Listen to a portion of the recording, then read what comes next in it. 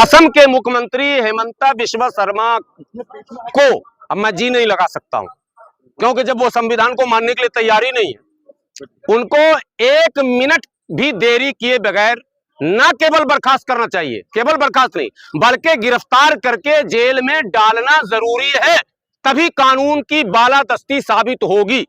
ये कोई तरीका नहीं है। एक अदना सा सड़क छाप भी ये बात अगर कहेगा तो कानून की गिरफ्त में आएगा कि भाई आप ऐसे कैसे किसी को मारने पीटने भगाने की बात कर सकते हैं। मैं दिल्ली में रहता हूं, ऑटो रिक्शा से अभी आपके यहाँ आया हूं। ऑटो रिक्शा अगर 150 हमसे बात तय हो गई तो मुझे 150 ही देना है। अगर हम उसको जबरन ये कहते हैं कि तू अमुक जाति या अमुक धर्म का है तो तुझे मैं नहीं दूंगा, मतलब अपराध है। इसलिए अपराध की सजा जो तय है वो मिलनी ही चाहिए। लेकिन वो अपने बचाव में बोल रहे हैं कि हम लोग जो है दूसरे मुसलमानों, जो बाहरी मुसलमान है उनकी बात कर रहे हैं। पूरे भारत में कहीं बाहरी मुसलमान ने, एक सेकंड सवाल से पहले ये कंप्लीट कर लीजिएगा। बांग्लादेशियों की बात मैं बता रहा हूँ, आप लोगों से हाथ जोड़कर विनती है, देश बचाने में आप भी आगे। लखनऊ के कमिश्नर का कल बयान आया, लखनऊ में दावा किया मेयर ने कि 2 लाख रोहिंग्या यहाँ रह रहे हैं। 6 महीने के स्पेशल ड्राइव पर पुलिस को आप फालतू काम में लगाएंगे। शिक्षक को आपने लगा दिया फालतू काम में, अब पुलिस को भी आप फालतू काम में लगा रहे हैं। पुलिस का काम है सुरक्षा का मेंटेन करना। आप कह रहे हैं तुम गली गली घूमो, झोपड़पट्टी में रहने वालों को पकड़ो, मोबाइल से स्कैन करो, जो गाजियाबाद में वीडियो आपने देखा। तो लखनऊ के सीपी साहब का बयान आया, कमिश्नर साहब का, कि 6 महीने के स्पेशल ड्राइव के बाद भी एक भी बांग्लादेशी, एक भी रोहिंग्या, एक भी मैं नहीं कह रहा हूं, अभी बयान है, कल के अखबार में छप चुका, एक भी नहीं मिला। अब जो मेयर हैं उनको बर्खास्त किया जाएगा। क्यों आपने भ्रम फैलाया कि 2 लाख बांग्लादेशी है? कैसे आ गए लखनऊ में 2 लाख बांग्लादेशी? जो लखनऊ में आप फैला रहे हैं वही आपने गाजियाबाद में फैलाया, फेल हो गए। पिंकी चौधरी ने जिस पर हमला किया वो बांग्लादेशी था, आपको पता चला कौन था? शाहजहांपुर का निकला, शाहजहांपुर उत्तर प्रदेश का निकला वो परिवार, आपने मार के भगा दिया बांग्लादेशी क्या के। यही तो मैं कह रहा हूँ, मुसलमान होना इस देश में इतना बड़ा अपराध हो गया, जबरन आप हम पर, हमारी नेशनलिटी पर आप सवाल कर देते हैं, हमारी मैंने राष्ट्रीयता पर प्रश्न चिन्ह लगा रहे हैं। आपको ये अधिकार किसने दिया भाई? कहीं कोई रोहिंग्या नहीं। आपने बोला था मदरसा और यूनिवर्सिटी बनानी जा रही है, तो जो अल फलाह यूनिवर्सिटी रही सर, उसके बारे में क्या बोलेंगे? कहाँ अल फलाह यूनिवर्सिटी? अभी जो रहा सर, कांड हुआ दिल्ली में। कौन सा कांड हुआ? बम ब्लास्ट हुआ। कहाँ पे बम ब्लास्ट हुआ? वो जब उसका रिजल्ट पता चला नहीं ना आया। ये सारे बेबुनियाद सवाल है। अरे सरकार, सुन ली, आप सुनिए, सवाल कीजिए 1 मिनट। हाँ, सवाल के बाद जवाब ले लीजिए। जितने डॉक्टरों को गिरफ्तार किया गया था सबको गिरफ्तार कर, जितने भी डॉक्टर गिरफ्तार हुए थे सबको छोड़ दिया गया। सब क्यों छोड़ा गया? आप सवाल वहां जाके पुलिस से कीजिएगा, हमसे मत कीजिएगा।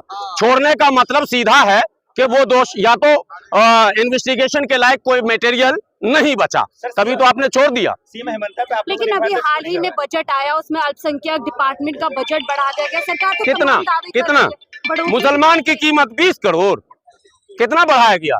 अखबार वालों ने छापा, अल्पसंख्यकों के लिए सरकार ने खोला पेटारा, और जब पढ़ा तो पता चला कि 20 करोड़ बढ़ा दिया जी। 20 करोड़ तो हम टैक्स देते हैं अकेले, हमारा परिवार जो, जिस परिवार से मैं हूं, मैं ऐसे खड़ा नहीं हूं। 20 करोड़ रुपया सालाना मेरा परिवार टैक्स देता साहब। आप अल्पसंख्यकों को साल में 20 करोड़ रुपया बढ़ा के ढिंढोरा पिटवा रहे और 20 करोड़ का प्रचार करवा रहे हैं। सारे टीवी चैनल पर चल गया, अल्पसंख्यकों के लिए खोला सरकार ने पेटोरा। मेरा ये विषय नहीं था, आपने पूछ लिया तो बोल दिया। मुझे बजट पर नहीं पूछिएगा कोई भी। हाँ प्लीज, मेरी विनती है, सरकार के बजट पर हमसे सवाल मत पूछिएगा। आपने पूछ नहीं तो कर सकते हैं, दावे और हकीकत में क्या तो वो जो कुछ भी कर रहा है वो बीजेपी का इशारा में नाच रहा है। अब उसको बर्खास्त कौन करेगा? असम का लोग करेगा कि बीजेपी लोग करेगा? हाँ, जंतर मंतर आइए, फोन क्यों करना, आ गए तो आइए अंदर। रुक रहे होंगे 1 to 1 सवाल होना चाहिए। देखिए, तमाम बड़ी संगठनें हमारी खड़ी हैं। कहाँ के डॉक्टर साहब, आइए ना सामने। बड़ी संगठनें खड़ी हैं, जमीयत उलमा हिंद गई भी है सुप्रीम कोर्ट, हम धन्यवाद देते हैं। हमारी और तंजीमें जाएंगी, जाना चाहिए, मैं भी जाऊंगा। मैं भी अपने लोगों से मशवरा कर रहा हूं कि मैं चाह रहा हूं 15-20 PIL इस पर होना चाहिए। ये बहुत नहीं, मैं इसके आगे कुछ नहीं कह रहा हूँ। मुख्यमंत्री नफरत फैला रहे हैं, बिल्कुल नफरत फैला रहे हैं और गैर आईनी यानी असंवैधानिक शब्दों का वो प्रयोग कर रहे हैं। और प्रधानमंत्री जी, गृह मंत्री जी खामोश हैं, ये ज्यादा चिंता का विषय है। बीजेपी का पैठ है तो नहीं, पत्रकार ऐसे सवाल नहीं करता। सर पहले ये नहीं सर अरे आप गुलाम ठीक है। सागर हाँ, जी, पहले उन्होंने मुसलमानों को लेकर कहा जो 5 रुपए की जगह 4 रुपए दो, फिर एक वीडियो जो है वो ट्वीट करते हैं और उसमें जो है सीधा गोली मारने की बात वो जो है दिखाई देता है उसमें पोस्टर पर। दुर्भाग्य है कि केंद्र में एक मंत्री और अभी मौजूद हैं, अनुराग ठाकुर जी, जो सड़क पर नारे लगा रहे थे गोली मारो के। ठीक है, मैं यही बार बार कह रहा हूं, मुझे प्रधानमंत्री से बात करनी है। कौन क्या कह रहा है, मैं तो सीधी बात, मैं संबोधित भी प्रधानमंत्री जी को कर रहा हूं। मैंने मेमोरेंडम भी प्रधानमंत्री जी को दिया। हम देश के पसमानदा मुसलमान, दलित मुसलमान, पिछड़े मुसलमान, गरीब मुसलमान देश के प्रधानमंत्री जी से विनती इसलिए कर रहे हैं कि आदरणीय प्रधानमंत्री जी ने पसमानदाओं के प्रति चिंता प्रकट की है, कई बार बयान दिए हैं। तो क्या ये बयान भी वो 15 लाख वाला बयान रहेगा या पसमानदाओं के सुरक्षा, रक्षा, विकास का कुछ है प्लान? तो हम कहते हैं विकास मत कीजिए, हम बुनकर हैं, धुनकर हैं, नाई हैं, तेली हैं, धोबी हैं, हम मिट्टी खोद के जी लेंगे, हम अपने बच्चे को मदरसे में पढ़ा लेंगे, चंदा करके मदरसा चला लेंगे, आप पे बोझ नहीं बनेंगे। ये जो सोशल मीडिया पे देखते हैं ना, भारत का टैक्स खाते हो, टैक्स हम नहीं खाते हैं, हम मदरसे में अपना चंदा देते हैं, जो कमाते हैं 100 रुपया कमाते हैं, 2 रुपया मदरसे को देते हैं, उसी मदरसे में गरीब के बच्चे पढ़ते हैं। हमारे भारत में मुसलमानों का 80% बच्चा आज भी मदरसे में पढ़ रहा।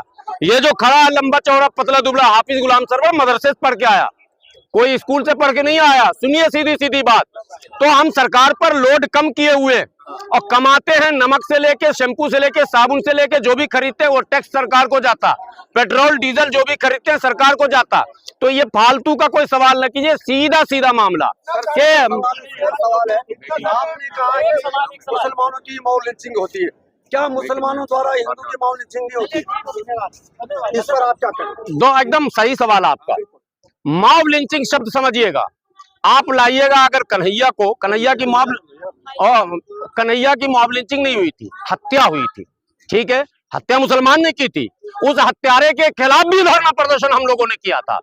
एक वीडियो हमको आप लोग दिखाइए, चैलेंज है मेरा कि कहीं देश में हिंदू भाइयों पर कोई हमला मुसलमान ने किया हो और मुसलमान उसके समर्थन में उतर गया हो, मुसलमान के कब? नहीं, क्वेश्चन नहीं समझे आप। दिल्ली के नहीं, एक सेकंड, पहले इसका क्वेश्चन पहले हाँ ना कर लीजिए सभी पत्रकार। एक मुसलमान हिंदू भाइयों पर हमला किया हो और कोई मुसलमानों का संगठन या नेता उस मुसलमान जो हत्यारा है उसके समर्थन में अगर खड़ा हुआ हो तो नाम बताइए, मैं सर टेक के यही माफी मांगूंगा। अभी सर दिल्ली का एक सवाल नहीं, यही तो सवाल है।